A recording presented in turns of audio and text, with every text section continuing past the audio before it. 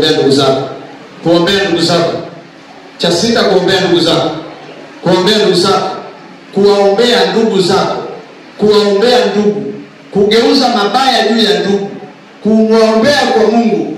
Wanaoumwa wapone. Wanaogombana wapatane. Wasiomaliza masomo wamalize. Wasiojenga nyumba wajenge. Wasiopatana wapatane.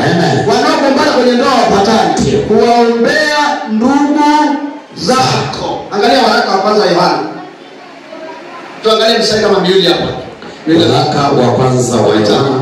Sura 5 mstari wa 16. Sura 5 mstari wa 16.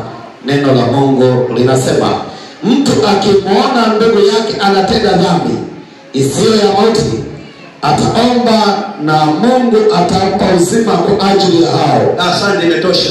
Mtu akiona ndugu yake anakosea, anafanya mabaya, ataomba kwa ajili ya ndugu zake. Yaani wewe leo utaomba kwa ajili ya ukoo wa toroka. Utaombea ili kwamba kuna mabaya yanachungulia pale, wewe ndani ya kanisa utaomba kwa Mungu naye atapona. Amen. Ni wangapi wameelewa hiyo?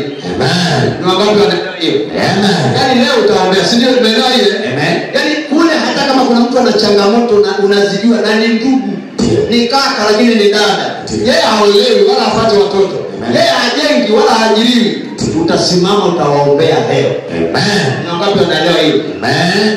Anaumwa, lazima tuombe atoke kwenye hayo mauti. Amen. Ni wangapi wanaelewa? Amen. Haleluya.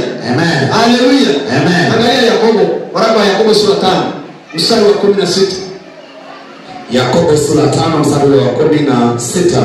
Neno la Mungu linasema, ungameni dhambi zenu ninyi kwa ninyi. Ungamaneni dhambi zenu ninyi kwa ninyi na kuombeana mpate kuponywa. Mpate kufanyaje? Kuponywa. Hebu sema kuombeana. Kuombeana. Sema ndugu kuombeana. Ndugu kuombeana. Unaleta uponyaji. Unaleta uponyaji. Sema kwa sauti, kunaleta uponyaji. Unaleta uponyaji. Sema nikiombea ndugu zangu. Nikiombea ndugu zangu. Mimi nitapona. Na mimi nitapona. Sema wajasema hawataki kuombea ndugu zao. Sema nikiombea ndugu zangu. Nikiombea ndugu zangu. Sasa mbona wengine unashika? Hivi kuna tatizo gani hapa?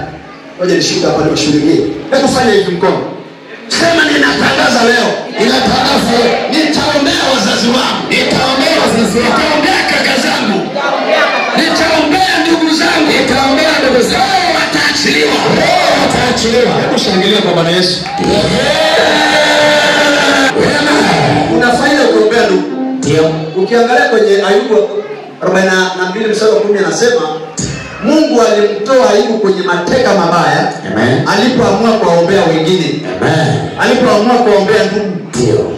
Hebu sema nitawaombea ndugu. Nitaombea ndugu. Sema nitawaombea ndugu. Nitaombea ndugu. Uko tayari? Amen.